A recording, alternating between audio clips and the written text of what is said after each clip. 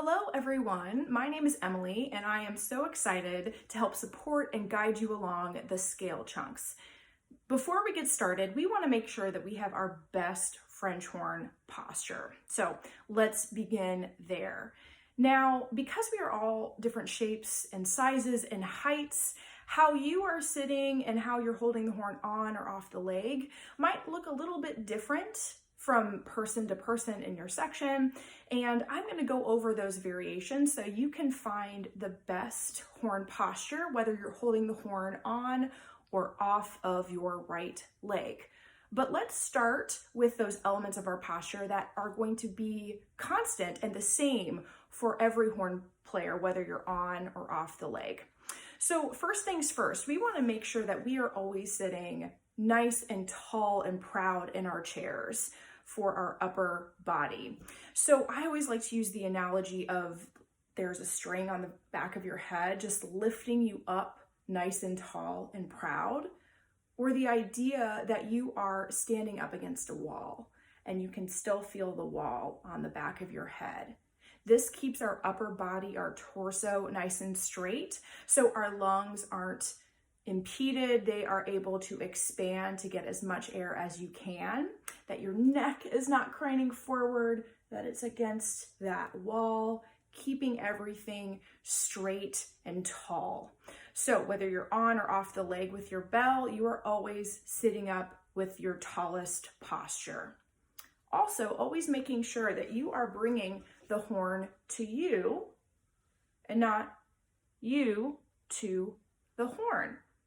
So whether you are on or off your leg, always bringing your mouthpiece, which is connected to your lead pipe, right squared up to your lips and right squared up to your stand and your music in front of you. So you always want to make sure that this is straight on to your music, that you're not looking at it from the side or down like this or off to the side like this, that you are always squared off. Your lead pipe is squared off to the music in front of you.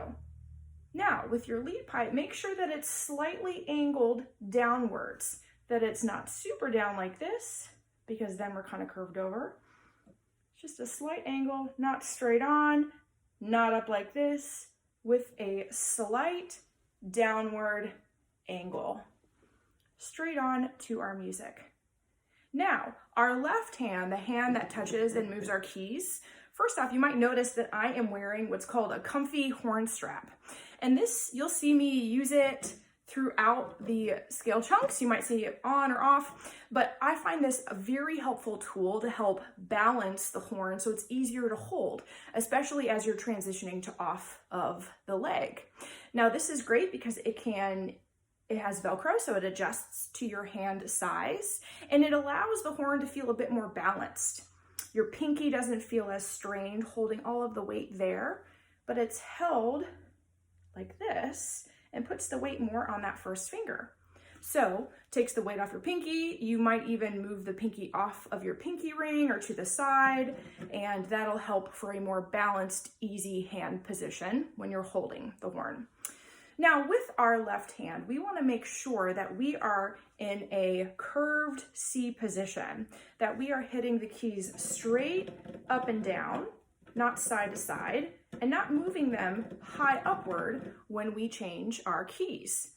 Even when we're not pressing down a key, we want to make sure that our fingers are slightly touching them, ready to move at a moment's notice. If they're too high up, it kind of takes them a little long to press down, and we need them to be ready to go, especially for the faster moving rhythms that we will see later on in our levels. So there is our left hand position, option of what's called a comfy horn strap. You can search for that online. And again, slightly angled down lead pipe, squared right to the center of our music on our stand.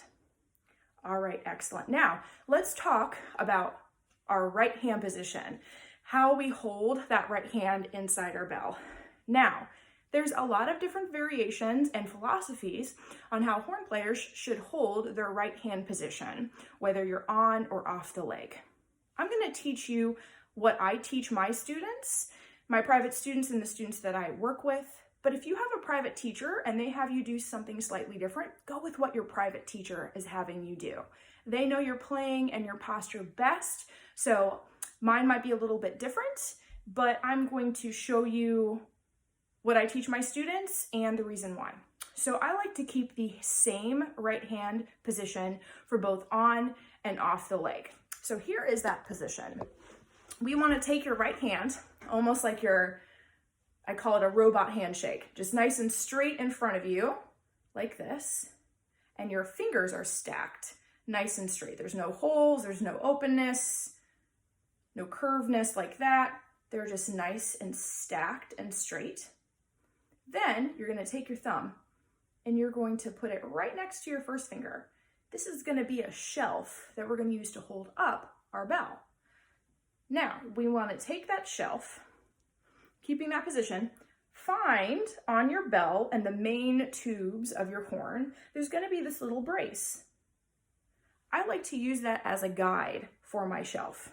So I'm going to take that shelf and put it right in the center of the bell and line it up with my first finger, the very edge of this here, as if I could see it. And then what that looks like is this. Nice and straight down the middle, a little bit to the right side, and that shelf is going to hold up your horn. Now, we all have different hand shapes, so you might just need to adjust it just a little bit from side to side, depending on how that feels on your knuckles.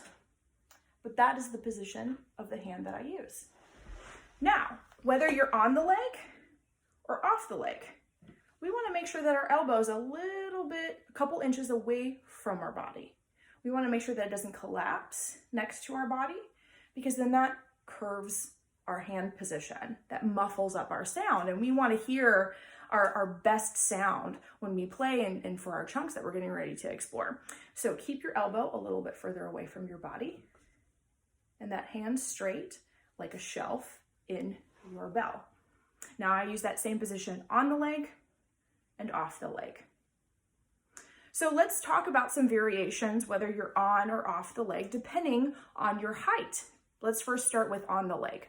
So if you're on the leg and you bring the bell to your leg, which I always want to make sure that it's in this hip crease right here, and you find when you do that with that straight hand position and it's all the way up here, we want to lower our leg so it's right on our lips. So starting with your legs more in a V position, bring your bell to your hip crease, off to your right side. We want to make sure that our sound is going off to the right side of our body. It's not faced inwards or faced like this, because then we can't be straight on to our music. And you find that that's a little bit too high. We want to lower this leg. Now you can do that by taking your right foot and bringing it all the way back here. And that lowers the position to bring it right in line with your lips. The further up it brings, the higher it goes. The further back you scoot your leg, that brings it right into the center with a slightly downward angle. Remembering always that you're squaring off right straight to your music. So there is on the leg. Now, if you notice that when you put it on your leg here, it is too far down, the opposite needs to happen. We need to bring that leg upward. And there's a few ways we can do that.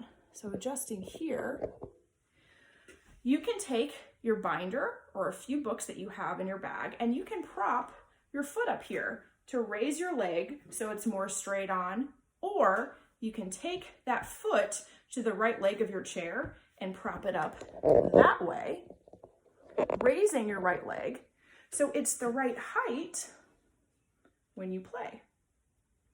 So experiment with that right leg position, whether scooching it back to lower your leg or propping it up on some books or the right leg of your chair to raise or lower the height. So you just bring the horn right to you in that position and you are ready to go. So that is on the leg. Now what's great about off the leg is you just take that position that you were on the leg, and then you just lift it up to your side. Again, staying close to your right hip crease, keeping your elbow a few inches away from your body to help hold the instrument just slightly away off the leg. And there are options for your best French horn posture. So a quick review. Remember, we're sitting up nice and straight, like there's a string lifting us up, like we're right against the back of a wall, keeping our left hand in a slightly curved C position, always touching the keys, bringing the horn to us, keeping that lead pipe slightly angled down, squared on straight to our music and our stand. And if we are on the leg, adjusting that right leg position up or down to find the right height, and always staying in the hip crease. With our right hand, we created a shelf using the brace of our bell as a guide, keeping our elbow a few inches away from our body. Experiment with what option works best for you, and we are ready with our best posture for scale chunk number 1.